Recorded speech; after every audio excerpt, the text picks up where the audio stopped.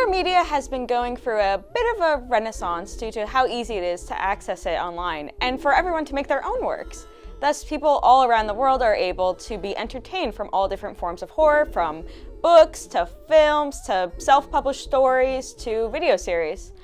However, with all this horror content coming out all at once has caused a lot of oversaturation in the genre. In recent years, there has been kind of this cycle of people finding something horror-related that they're really into, causing many creators to make their own version of that media, only leading to more of that inspired media being produced over and over and over again until audiences are bored with what's coming out, whether it's bad or good, and declares that the original creation was never good to begin with. This can be seen in what's been recently dubbed as mascot horror, with Five Nights at Freddy's being the pioneer of it, which most likely inspired the creation of newer games such as Poppy Playtime, Hello Neighbor, and Garden of Banban, which all mostly have a negative reception, whether it's because they are broken messes or just so that they can market characters to kids to buy merch for. This can also be seen in analog horror spaces, where series like Mandela Catalog and The Walton Files gain mass popularity, causing a bunch of other analog horror series to pop up, leading to oversaturation in the genre, and of course, people saying that analog horror was never good in the first place. Naturally, when this happens, creators will try to find ways to make their work scarier. This is usually done by adding more mature elements such as adult themes and more graphic visuals. But what happens when horror media goes too far? Hi, my name is Pancakes, and join me as I discuss what happens when horror content creators push the envelope for what should and shouldn't be placed into mainstream horror media, for better or for worse. So before we get into the video, I just want to state that I will be talking about and going over the spoilers of 3 pieces of horror media. Those pieces being Urbanspook's The Painter, Playground by Aron Beaurgard, and The Coffin of Andy and LeyLey. So of course, obligatory spoiler warning. Also, if you are unfamiliar with any of these, then here's just a list of trigger warnings. If you're uncomfortable with many of these topics, or maybe you're blasting this on your speakers and you don't want your mom to listen, then no one would judge you for leaving. Well, at least I wouldn't. Hey guys, Shadow the Hedgehog here. This video contains a lot of graphic imagery, but don't worry, I'll cover up anything that's too gross to show on screen. Keep on slaying. I want to clarify as well to please not attack any of the creators that are mentioned in this video, no matter if I say something positive or negative about them or their work. Just please don't be mean, especially in the name of me, because that's not cool, that's not cool. Also, I just want to say that I do have experience with writing and art in general, but I am by no means a professional in any way. I'm just a simple gal. I'm just a simple, quirky gal. I do, however, have experience with making YouTube videos. So with that being said, let's bring our first series upon the chopping block, starting with Urbanspook's The Painter.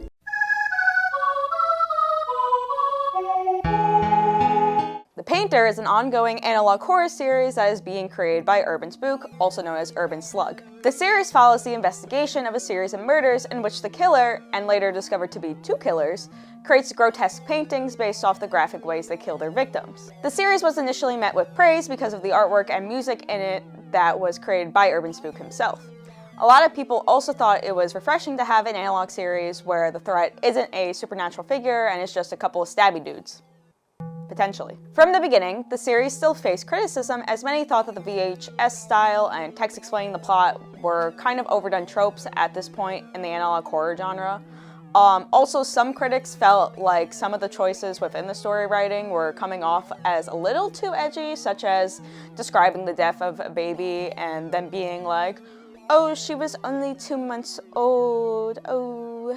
But even with all these things in mind, there was a lot of hope for The Painter as an analog horror series going forward, and many waited to see what the future had to hold for Urbanspook. And then episode 3 came out. Yeah, so this is pretty much the thing that people discuss the most when it comes to The Painter. In episode 1, the investigators discover a bunch of paintings of victims that haven't been found yet. Each of the paintings are named after the victims with some sort of description. One of the victims we see is named Corey, who has this word as his description. It's in episode 3 that we learn that Corey was 11 years old. So it's extremely clear that Corey was killed in a manner that was both horrifically graphic, but also disgusting. Not only again was this the name of the painting, but also based on the description of the murders and his twin sister, again, also a child, it's clear that both were killed in a way that involved SA. From their bodies being cut in half and sewed back onto each other, to a brick with the word meat being shoved down the sister's throat, and I ain't reading that shit out loud. On top of that, you can even purchase a t-shirt from Urbanspook that has this art of a murder/SA victim on it. We are truly living in a crumbling society. Understandably, people were very upset and took to the internet to express their disgust with the episode online. Well, mainly Twitter. Of course, Urbanspook handled the critique with grace and fully understood people's concerns with his work.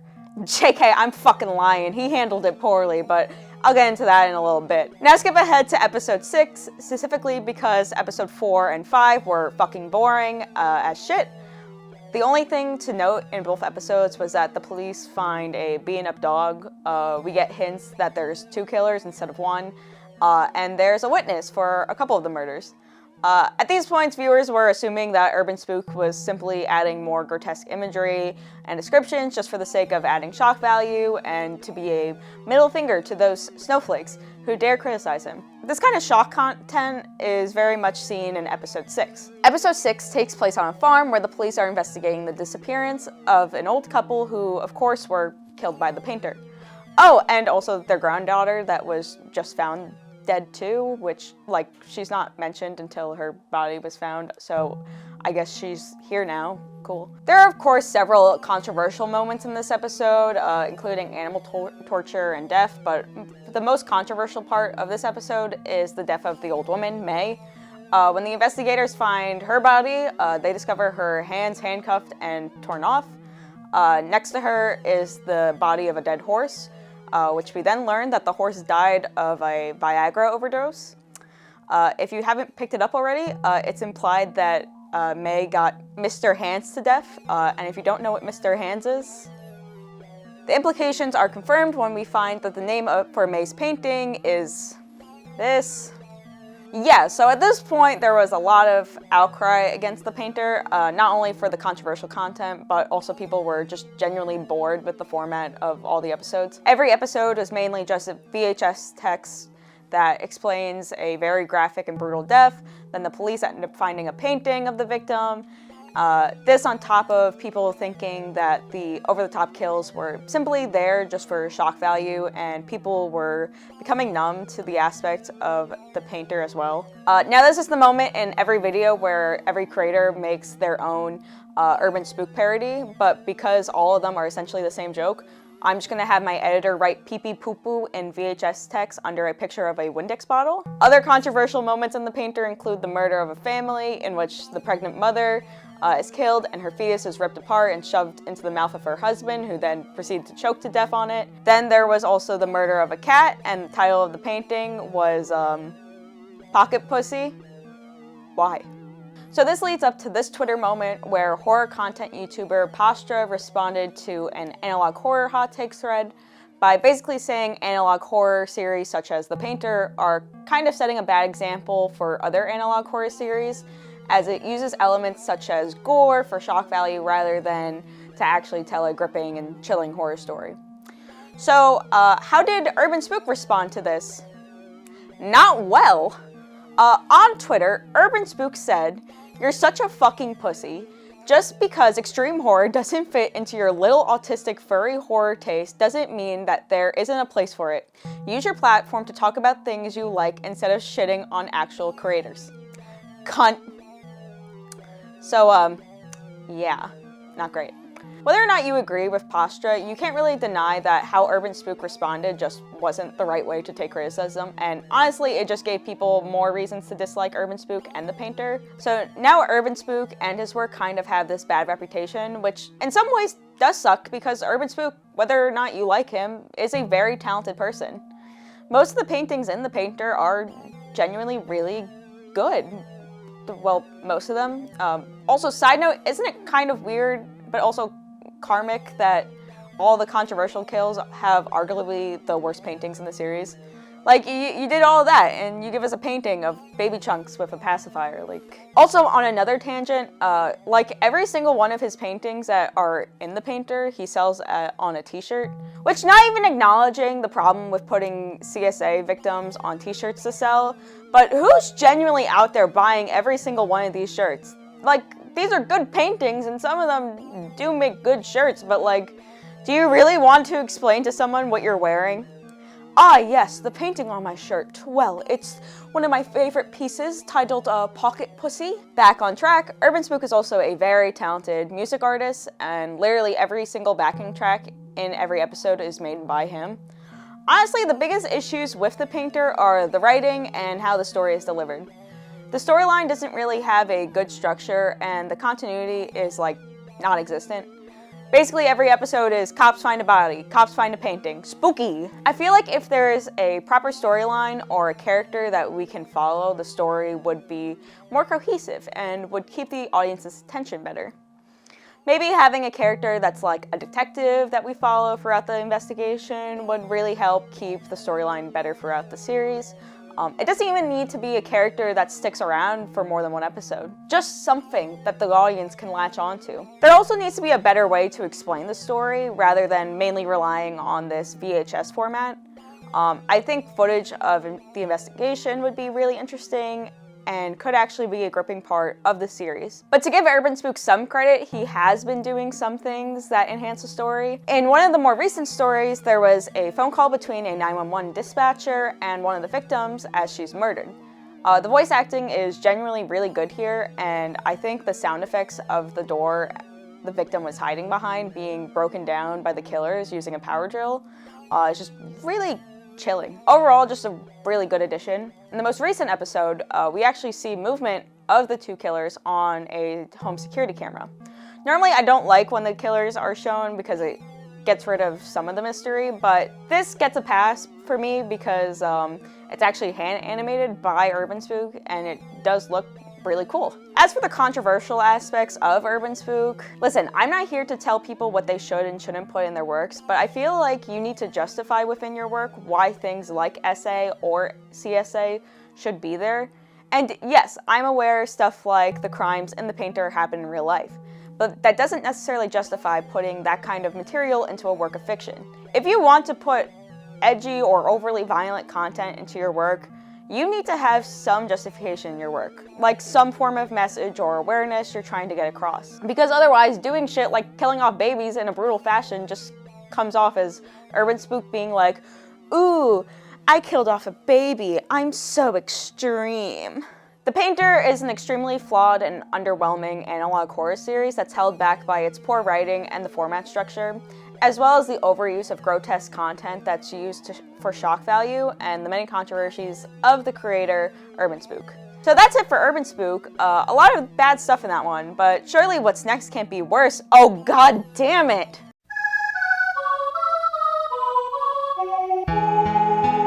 Yeah, so this book is something. Before I get into this topic, I do also want to disclaim that I did listen to this as an audiobook and didn't read a physical copy. This was mainly because I had an Audible credit and didn't want to pay for the book. Also, I wouldn't know how to explain to my mother that this was the book I was reading. I'm just disclaiming this though, as listening to an Audible woman read the book to me rather than reading it myself may have affected my overall experience with the book. With that being said, Playground is a book in the splatterpunk horror genre that was written by Aron Beaurgard.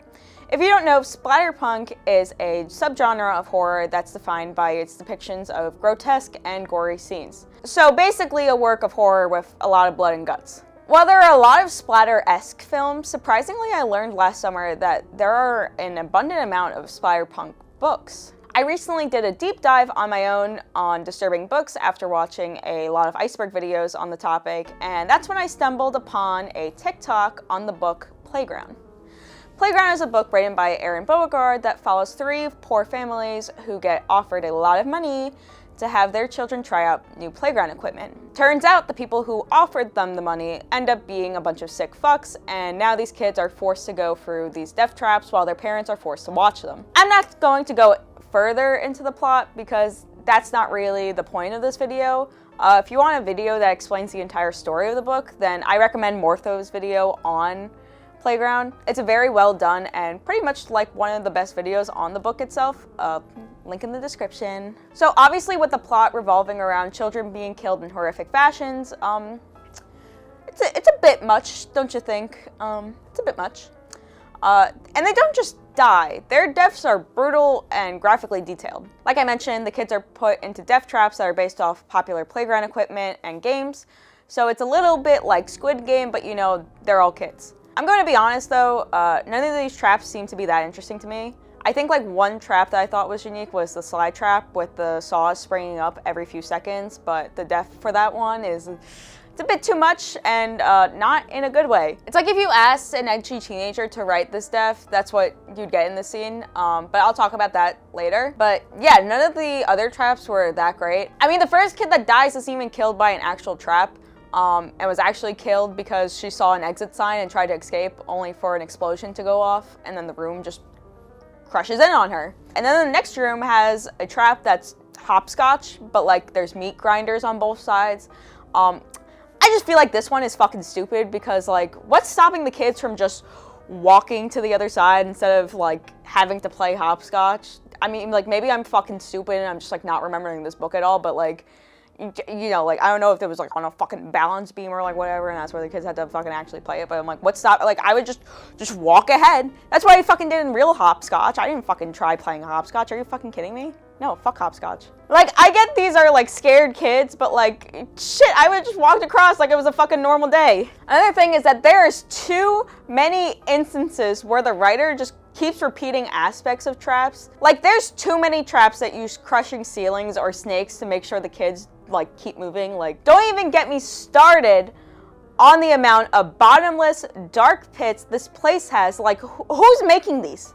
Who the fuck's making this place? The author tries to explain how these traps were made by the side villain, who's I mean like an actual Nazi scientist, like for real, which I guess being able to make some of the engineering behind some of the traps makes sense, but like, how the fuck you make these bottomless trap pits?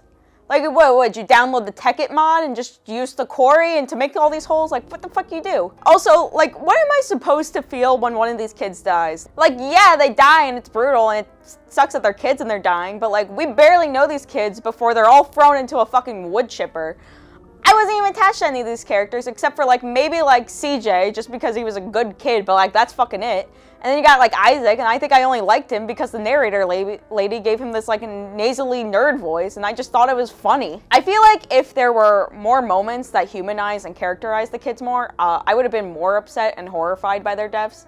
Maybe if there was a scene where two of the kids were just talking and one of them's like, hey, what's your favorite dinosaur? And the other kid's like, I like plesiosaurs. And then I could be like, wow, I like plesiosaurs too. So then when that kid dies, I could be like, no, he fucking loved plesiosaurs. So like I mentioned, the deaths are fucking over the top. Probably the most graphic death is Sadie's. Basically it's during the slide trap, and like I said, it's like every 5 seconds, like a saw pops up from the slide, right? So you go down the slide, and it's like, if you go down at the wrong time, this fucking saw fucking kaput you. So Isaac, who's like the really smart kid, he like figures out the timing of the trap by like taking off his shoe and his belt and then just sliding it down the slide and counting the seconds, right?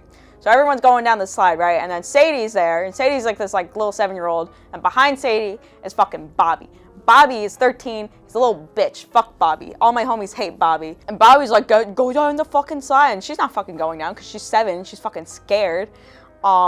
And then, of course, the fucking platform behind them is rising. And guess what's there? Fucking snakes. So, Bobby's whole fucking story arc is that his dad, Greg, which Greg's also a piece of shit, but, you know, whatever. You know, Bobby and Greg are, like, at each other's throats because Greg likes CJ more and CJ's his brother. And then, you know, and Bobby's like, Bobby doesn't want to do sports. And that's why his dad doesn't like him. Bobby doesn't want to do sports. Bobby wants to skateboard. And so, here's Bobby and Sadie's not going down the fucking slide, and the fucking snakes are rising. There's Bobby, right? And then you got fucking, all the parents get like one voiceover on the intercom, by the way, to help their kids.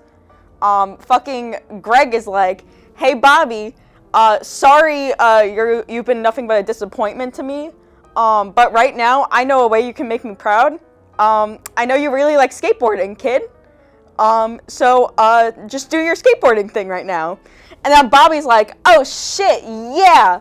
And then he fucking stabs Sadie. He stabs this fucking 7-year-old little girl.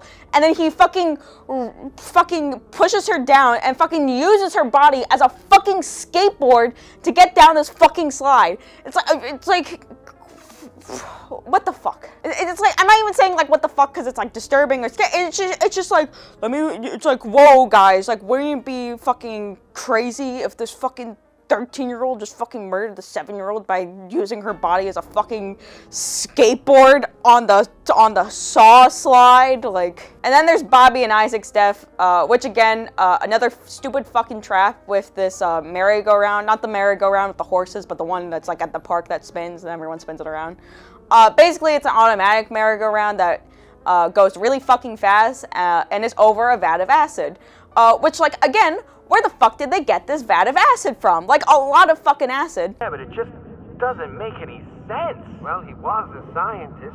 Maybe he knew more about acid. It's so fucking stupid. Probably the most numbing death, as in the death that I felt nothing during, was CJ's death, where you have this seesaw trap, which I just think it's funny that this book came out before Saw 10, and it had the seesaw trap in Saw 10. This book came out before Saw 10.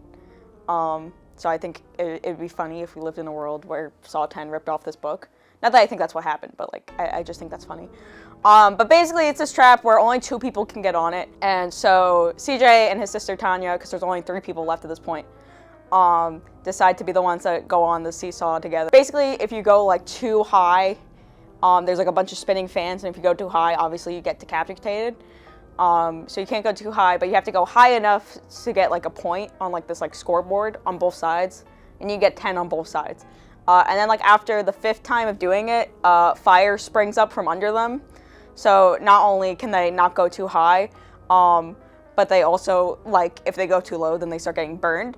Also at this point, like, they've all like been like cut up and like shit, and like, you know, fucking CJ's been doused in salt. Like, they've all like, they're fucking like battered and bruised. So like there was like no way like anyone's like surviving this. So of course at the very last one, by the way, CJ's supposed to be like the likable character, so like you'd think his death would be like better or something, or like more impactful or something. Because how he dies is like on the last one, like to get to the last one, Tanya just has to use all her strength and she, you know, lifts him up, but because he's passed out and like too tired, he passes out, and then he just goes straight into the fucking fan, and then it hits him a bunch of times and then gets fucking decapitated, and then, you know, blood splatters everywhere. Not great. Now, during CJ's death, Beauregard decided to write this little excerpt. Mind you, this is paraphrased, because I can't be bothered. Also, I can't quote it because it's a fucking audiobook. But to paraphrase, CJ became the embodiment of his favorite fruit snacks, Gushers, a snack he will never enjoy again.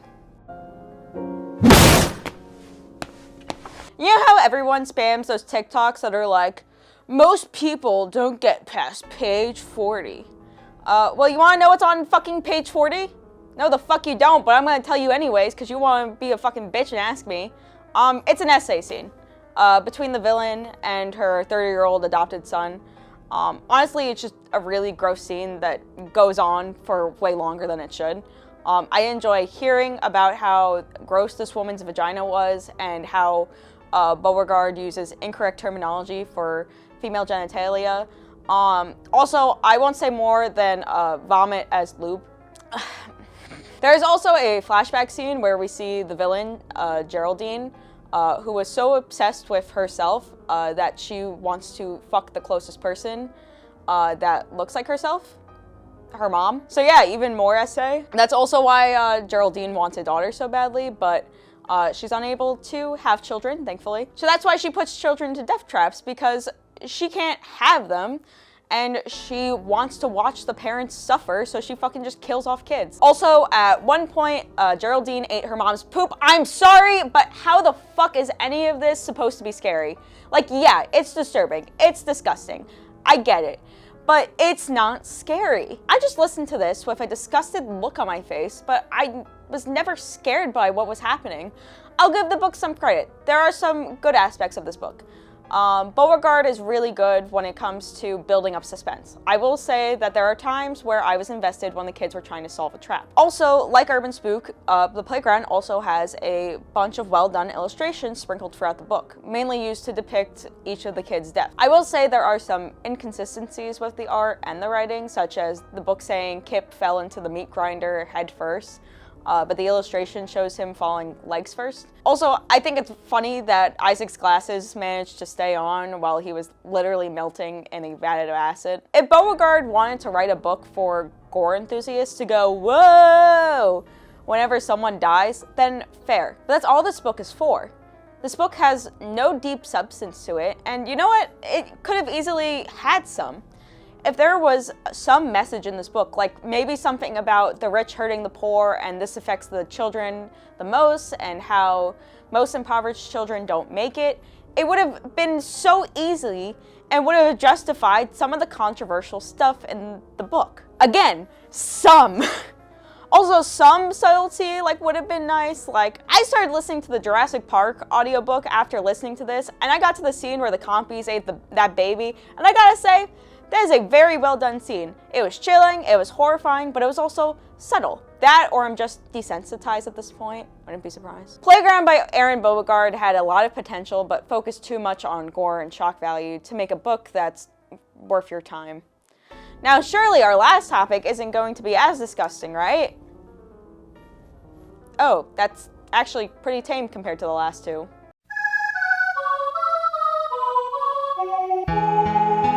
So The Coffin of Andy and LeyLey is an indie horror game that's technically still in the works as of the writing of this video, as the final chapter is yet to release. Also, heads up, I didn't play this game myself, I just watched a Let's Play on it. The story of the game follows a brother and a sister, Andrew and Ashley, that are quarantined in their apartment building after a parasite outbreak in the water supply. As the two slowly starve, they decide to break into their neighbor's apartment, only to discover that their neighbor died while trying to summon a demon.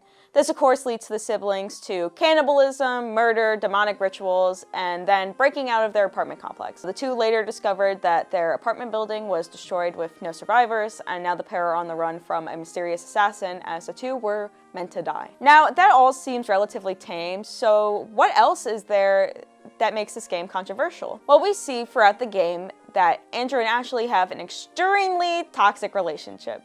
Due to their childhoods, Ashley is extremely possessive over Andrew, making sure all of his relationships fail, whether it's harassing his girlfriends until they dump him, or even killing a girl as kids just because she expressed interest in Andrew. Andrew, on the other hand, is a pushover who wants to protect Ashley, but is also tired of doing what Ashley wants, while also recognizing that Ashley is the only one he can find comfort with due to their childhood experiences. So there's a psychological element that's being played out between Andrew and Ashley, especially as the player gets to decide if they will have the siblings cooperate with one another or have the two begin to distrust one another. In the ending for Chapter 2, also known as the Decay ending, where Ashley and Andrew's relationship is falling apart, we see Ashley have a vision in which she's attacked by Andrew, and you can either let Andrew kill her or have Ashley kill him. So this is, of course, the ending you get when you have the siblings go against each other's manipulations. But what happens if you let Andrew and Ashley comply with one another and have the other do whatever the other wants? Surely nothing too bad. Oh my god! Yeah, so this is what's been dubbed as the incest route, also known as the burial ending, where because Andrew and Ashley are closer to each other than ever before, to them this is a natural conclusion to their relationship. Now, I will say, there are moments throughout the game that hint at this ending, both subtle and not subtle.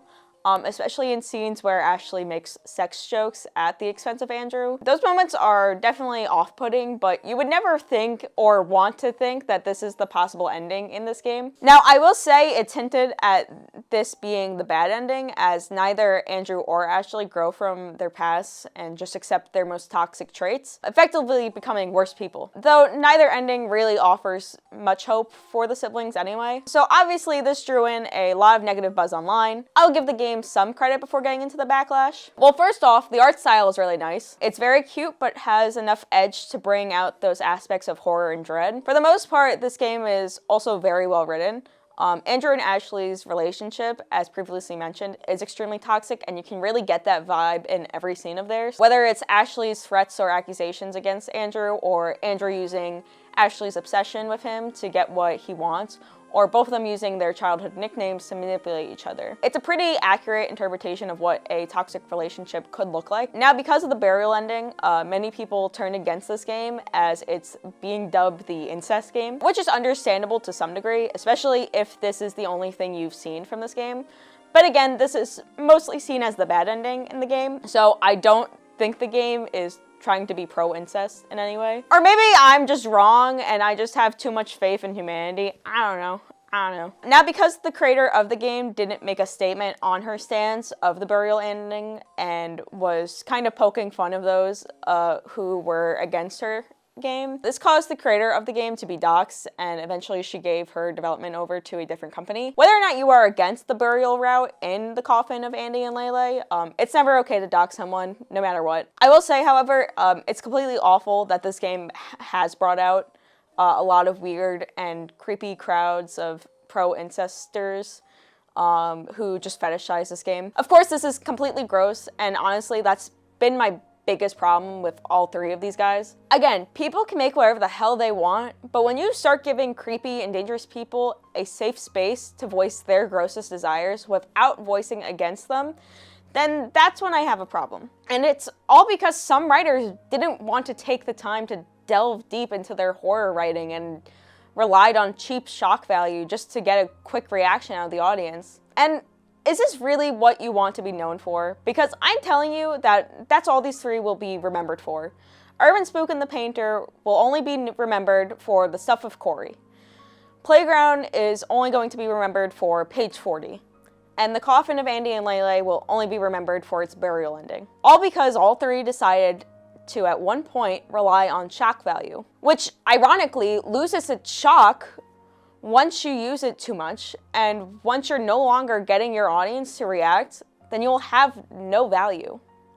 And when you have no value, you have nothing. My name is Pancakes. Thank you for watching. Please also subscribe and like, and also I wasn't trying to be mean in this video. Please, please, please, I'm a good person, and also please be kind to people, please, please.